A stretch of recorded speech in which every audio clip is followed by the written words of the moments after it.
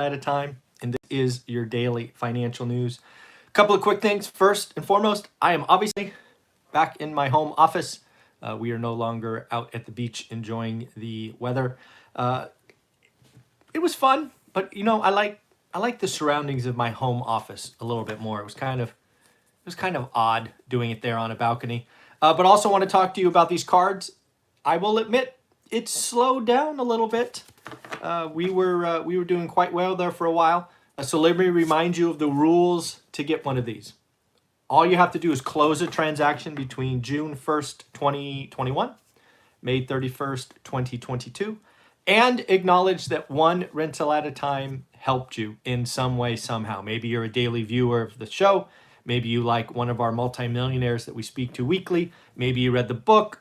Maybe you're a student. You don't have to be a student. We'd obviously love to have you. The Facebook group now is approaching 1,000 members, which is awesome. But yes, what I'm trying to do here is I'm just trying to see what my daily activity does. So let's see what happens. And again, just DM me your address and I will mail you a card. In addition to that, if you're in my course, you can look for the remaining 4 videos of flipping going live today. That 18 videos from Tyler Jensen are there. The audio is not seamless and perfect. I'm aware of that, but we got a 5-hour video of flipping 101 and we just had to use it. So again, it's bonus content. I want to thank Tyler and Bill Allen from Flip Hacking for giving that to us. On to the daily financial news this morning. You know, I don't know where to start sometimes because there's a lot of kind of highlights. So I'll start at the top. What the heck?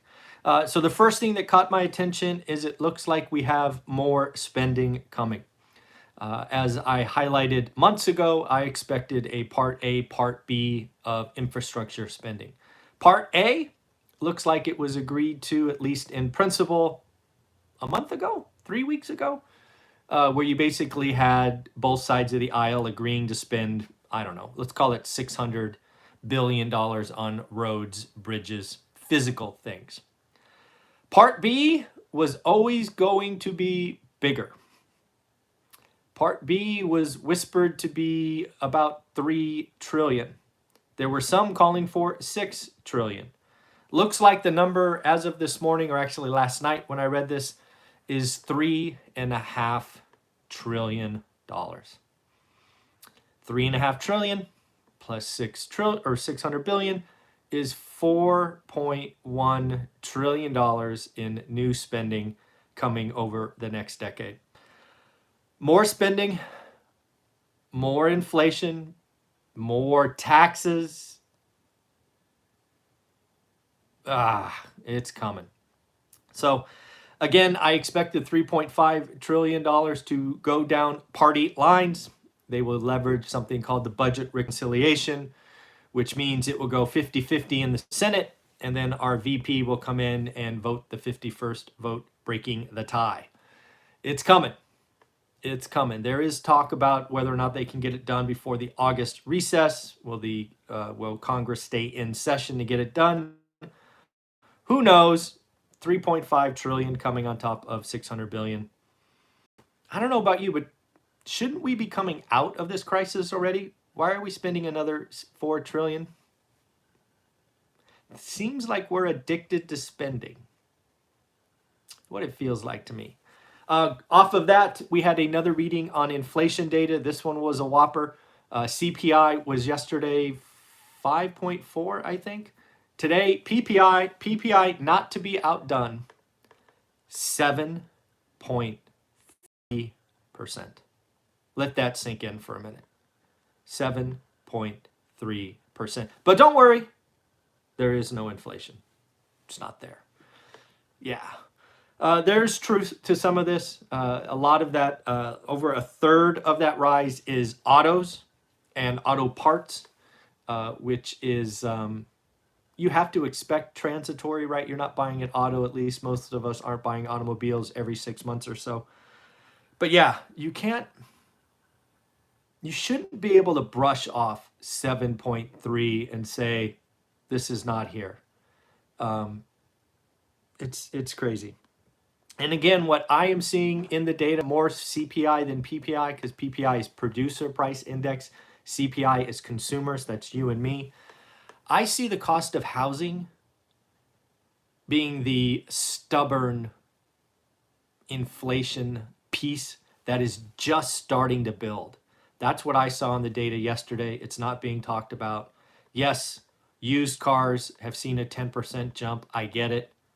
But watch the cost of housing. Watch gas. Watch food. These are all things that you and I do every day. I don't understand it. But yep. And again, PPI, back to back months of records. Now we have a trend, right? A single dot, a single month, interesting but not important. Now we have two. It should at least catch your attention, at least in my opinion. Moving on to some earnings announcements, right? We had Goldman Sachs and JP Morgan yesterday. Again, I think JP Morgan's earnings were dirty or less clean, right? That $2.3 billion in loan loss reserves, which I told you was coming a year ago. They're doing it now to manage, I don't want to say bad quarters, but quarters that were less good. How about that? Moving on to some earnings that caught my attention, Delta Airlines. Delta Airlines, again, this is something I talked about over the weekend that I'd be interested, not so much about the quarter, but what they are saying about travelers. Domestic travel, back to 2019 levels. Domestic travel, leisure, I'm sorry, I should tweak that. Domestic leisure travel, back to 2019 levels. Domestic corporate travel, not yet, but increasing. American Airlines, not to be outdone. They actually report later in the month. They are indicating that they should be cash flow positive for the quarter, which is quite a thing. Remember, they were burning $100 million a day at one point, just lighting it on fire. Good for them, coming back. Who else do we got? Oh, Bank of America. Remember I told you about over the weekend, I expect JP Morgan and Goldman Sachs to blow it out, which they did. Although, again, JP Morgan's numbers, But B of A, they missed top line, which means they missed revenue, but they did beat bottom line. Yes, they missed top, but hit bottom. They actually also reported higher expenses, which was interesting. Peloton was actually downgraded. I indicated some of these things would likely be coming. There were companies like Peloton and Clorox and others that got an unfair advantage or wind at their back during the crisis, and now they are going to pay the price and pay it dearly. Peloton was downgraded because gyms are opening up, more options for working out at home, and those Pelotons are turning into dust racks more and more in clothes hangers. Pretty interesting stuff. Another thing I got is a gentleman named Burt White. Never heard of him, but he had an interesting take. He is the Chief Investment Officer. It's a company called LPL. Again, never heard of him, but he is talking about this economic cycle, this worldwide economic cycle just starting. And in his opinion, the next recession is years off. That is something we need to think about. I think, as I've kind of highlighted with the housing slowdown, I think we've kind of seen the peak, and I do think we moderate from here. It'll be interesting to see in a year where we are at, right? How much of this is a sugar high that wears off and we look around and go, wow, this economy is not very healthy. Or we're like, hey, the economy is doing pretty good.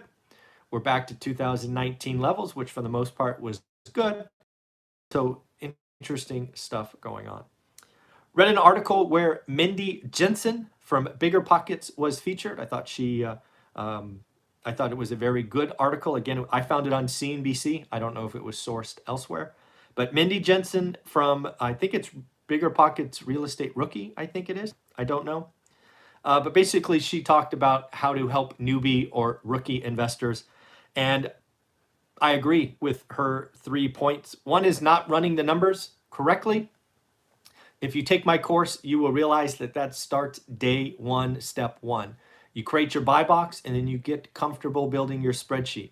And once you do that, probably 2 or 3 weeks, then you start playing with the numbers to see how yield gets impacted. That's what this is about for me, is understanding yield. Number two, falling in love with the property or the house. I actually would tweak that slightly, Mindy. I would say falling in love with the house or the deal. How many of us have spent weeks, months, quarters, years looking for a deal? You get it in contract, and then in inspections, you find something, or you realize, you know what, it's not really a 3, it's more like a 2 with a den, no closet, and you have to lower cash flow. But gosh darn it, you love the deal. You've worked so hard. You're going to close it anyway. Folks, if you follow one rental at a time, this is a simple numbers game. If you're in my course, it is all about yield. And if you have to lower rent, lowering rent will lower the yield back out of the deal. Don't allow yourself to let emotion make you make a bad deal. Yes, I know it has been hard the last year, but as I've said, the housing slowdown has started. It is turning in our direction, and go find those motivated sellers. And then the last thing that Mindy Jensen talked about correctly is reserves, both having them and not spending them unwisely. You've got to be able, once you purchase a property, to be able to hold it through unexpected events. So I would agree with Mindy Jensen, again, from BiggerPockets. Shout out to her. Another article I read was Apple. I can't believe this. Do you realize they have 75 million iPhones produced a year, at least according to this article? They are now asking suppliers to ramp, get this, to 90 million. The 5G super cycle is real. They are anticipating, obviously, another 15 million units around the world. So shout out Apple and their suppliers. I'm actually, truth be told, recording this on an Apple device. So clearly I support them. So I thought that was pretty interesting. Apple still growing, still a monster. Man, crazy. Mortgage applications are up after 2 weeks, maybe 3 weeks of being down. Mortgage apps were up both for purchase and refi. Rates have come down a little bit. They were up 8% week on week. But get this, folks, they are down 29% year on year. Man, we started shopping last year already, huh? Crazy. Looks like another public company that just went public, Oatly, is being accused by a short seller. Now, obviously, a short seller has bets on the downside, likely puts. But they are saying that they are overstating revenue and margins. And again, this is a company that just went public in May with a market cap of $13 billion. Yes, folks, financial statements can be managed, manipulated. But again, don't know what's going on. Just know that they've been accused. So we will see what happens in the next few weeks, see if the SEC gets involved. Other things I'm seeing is New York, right? There was a video I did weeks ago, actually a year ago, New York, Vegas, San Francisco. Where are these big cities in this crisis? Looks like New York is coming back in a big way. Rents have bottomed.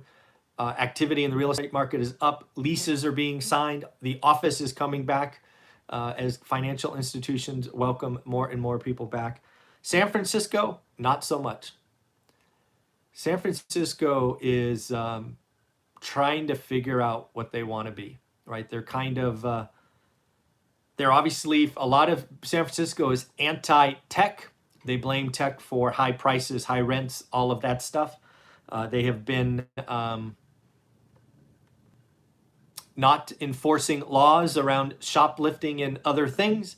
And now you see almost daily videos or daily news articles about things going on in retail where they're just bashing cases and running out the door. I think that was at Neiman Marcus or whatnot. So looks like New York is coming back. Vegas never really struggled, right? If all the things, I got to get Brian Lebo back on the show to see what's going on in Vegas. But San Francisco, more pain ahead, I am afraid.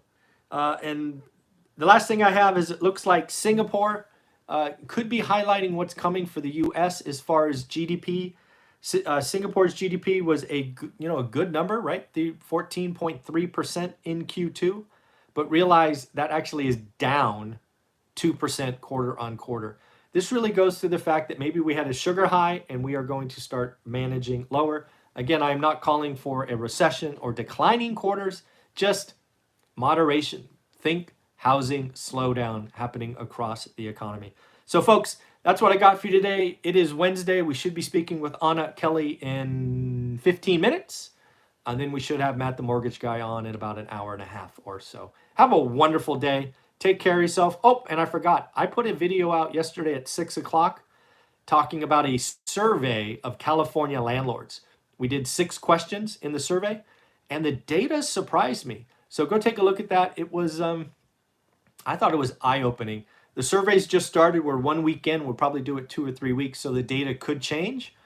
But yeah, it was eye-opening to say the least. Take care of yourself. Bye.